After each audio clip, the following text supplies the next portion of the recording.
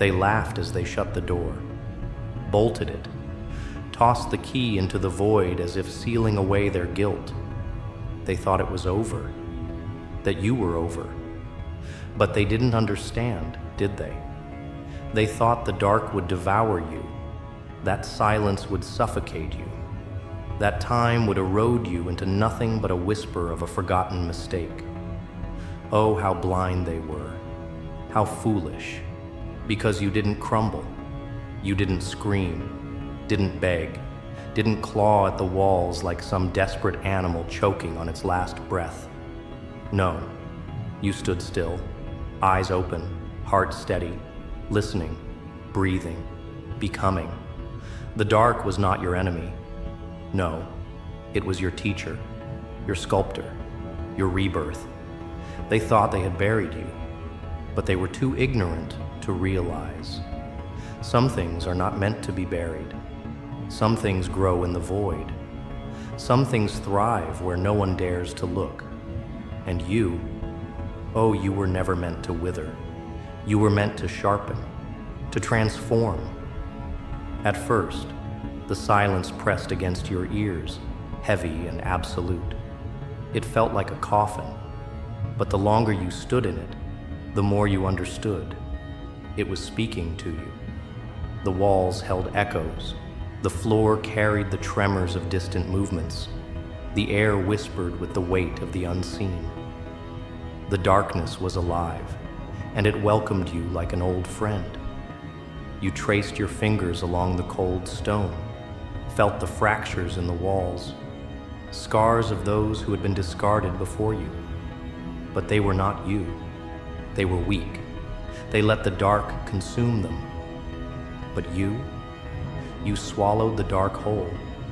You let it sink into your bones, twist through your veins, carve itself into the hollow spaces they thought would break you.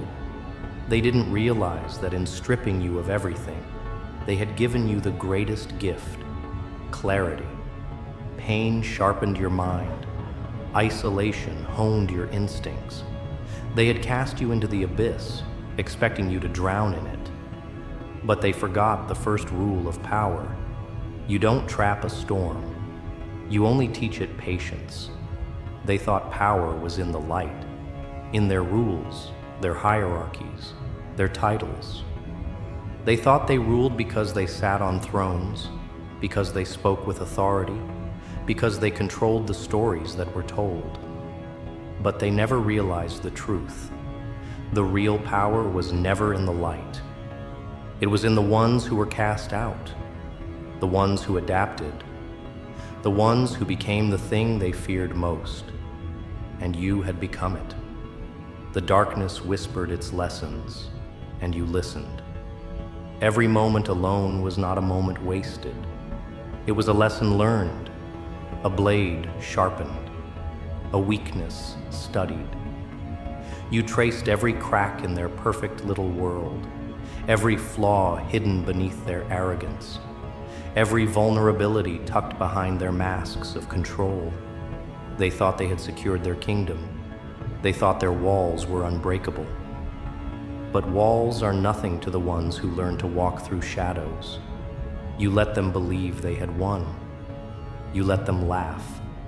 Let them celebrate. Let them tell themselves that they were untouchable.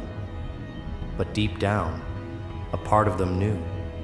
They felt it, the way the air shifted, the way the silence held something different, the way their own reflections seemed to watch them with unfamiliar eyes. A storm was coming, and they had created it with their own hands. The fools. They thought you would come back burning with rage, that you would return a furious, reckless beast, blinded by vengeance. But rage is for the desperate. And you were never desperate. You were patient, methodical. You were not some mindless flame. No, you were the slow, creeping cold that seeps into the bones and turns flesh to ice. You were the shadow stretching beneath their feet, the breath on the back of their necks, the thing that moves unseen until it's far too late. Because vengeance is not about destruction. No, it's about precision. And oh, you have become precise.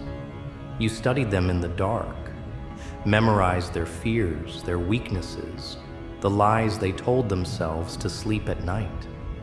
You learned what made them tick, what made them tremble, what made their perfect little world feel fragile. You knew which secrets they feared most, the hidden sins, the whispered betrayals, the filth buried beneath their golden thrones. You understood that people like them, the ones who sat in the light, were nothing more than rotting corpses dressed in silk. And soon, you would peel away their illusions, strip them down to the pathetic creatures they truly were. They will wake in the dead of night, drenched in sweat, their chests tight, with a fear they can't explain. They will look over their shoulders, feel the weight of unseen eyes, hear whispers in the wind that were never there before. They will feel it in their bones, that something has shifted, that the thing they thought they destroyed was never destroyed at all, that it had been waiting, growing, becoming something far beyond their understanding. Their voices will tremble when they speak your name. Their hands will shake when they reach for their crowns. Because those crowns, they are meaningless now. Gold holds no weight in the abyss. Titles mean nothing when whispered in the void. They will understand, too late, that they built their empire on borrowed time. And time is no longer in their favor, because the ones who rule in the light will always fall to the ones who learn to rule in the dark. They cast you out, but now you rule the shadows. They never hear it coming. A shift in the air, a flicker in the corner of their vision, a shudder that crawls down their spine with no reason, no explanation. They tell themselves it's nothing, just their imagination, just fatigue, just a passing thought that lingers too long. But deep down, something inside them knows better. Something inside them whispers that the past is not so easily buried. They sit in their gilded halls, drinking from crystal goblets, laughing over feasts laid upon tables of stolen wealth. They revel in their illusion of security, in the fantasy that power is permanent, that the world will never change, that the sins they buried will stay beneath the earth forever. They are fools, all of them, because power is not kept, it is borrowed. And debts, oh, debts always come due. You have not returned as they expected. No grand entrance, no declarations of war, no reckless display of fury. No, your vengeance is quieter, colder. It slithers through the cracks of their perfect world, infecting the very foundation they stand upon. It moves in whispers, in shadows, in the unseen spaces they never thought to guard. They wanted to forget you, but forgetting is a luxury they no longer possess. You make them doubt the things they once trusted, the locks on their doors, the guards at their gates, the friends they keep close, the allies they once believed unwavering. You do not strike them where they are strong. You do not waste your time with grand battles or open confrontations. No, you unravel them from the inside, bit by bit, thread by thread, until their world is nothing but a fragile shell waiting for the final blow to shatter it beyond repair. They begin to dream of you. Their sleep is no longer peaceful. It is laced with whispers of something just beyond their grasp. Their reflections seem distorted, their own eyes foreign to them. The sound of their own footsteps begins to feel like an echo of something else, something following too closely. They start to hesitate before turning corners, before speaking names they once uttered freely. They feel watched, hunted, because they are. And the most terrifying part? You have not even touched them yet. The beauty of fear is that it does not need force. It does not need blood or violence or proof. Fear is its own executioner. It festers, it rots, it breaks even the strongest minds without ever laying a hand on them. And you have become its master. You don't need to remind them of what they did. They remember. Oh, they remember it too well. The lies, the betrayals, the cold calculation behind every cruel decision. They remember what they took from you, what they thought would never return to haunt them. They were wrong, and now they are beginning to understand just how wrong they were. The walls they built around themselves are closing in. Their laughter is quieter now, their voices edged with something brittle, something hollow. They are waiting for the fall, for the moment their carefully constructed lives collapse into the abyss they created. And what a delicious thing it is to watch them unravel, to see the horror in their eyes as they realize there is no escape, no salvation, no mercy. You gave them time to confess, time to change, time to make peace with the demons clawing at their doors. But they squandered it, wasted it in arrogance, believing that the past had no teeth, that darkness could be ignored, silenced, forgotten.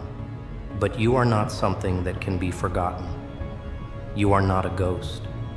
You are not a nightmare that fades in the light of morning. No, you are something much worse. You are the reckoning they never saw coming, the weight of their own sins dragging them beneath the surface. And now, they are drowning in it. The pieces are falling into place. The pressure is mounting. Every move you make is a whisper against their spine, a shadow in their periphery. They will break soon. Some will try to run. Others will turn on each other, desperate to escape the fate that now breathes down their necks. But none of them will succeed, because you have already won. Because the moment they cast you into the dark, they sealed their fate. And when the time comes, when the last of their illusions crumbles, when they are left with nothing but the truth of what they have done, you will not need to strike them down. No, they will fall on their own. They will tear themselves apart from the inside, victims of the very darkness they created. They thought the dark was a prison. They thought it would swallow you whole. But they were wrong, because the dark was never a prison. It was a throne. And you have learned how to rule. They are unraveling now. The weight of their sins bears down upon them, heavier with each breath they take. They are being smothered by the very shadows they used to command. Their own walls betray them. Their own reflections sneer back at them with something twisted, something broken. Every whispered voice in the dark could be yours. Every flicker of movement just beyond their sight sends a tremor through their veins. And yet, they still dare to hope. Hope that this is all in their heads, that ghosts do not claw their way back from the abyss. Fools. They have not yet learned that some spirits do not rest. Some specters return, not as phantoms, but as storms, as reckoning incarnate. And you are no mere specter. You are the price they never thought they'd have to pay, the consequences they believed could be dodged. The past they so desperately tried to erase has come back, not as whispers, but as a deafening roar. Panic seeps into their bones like rot.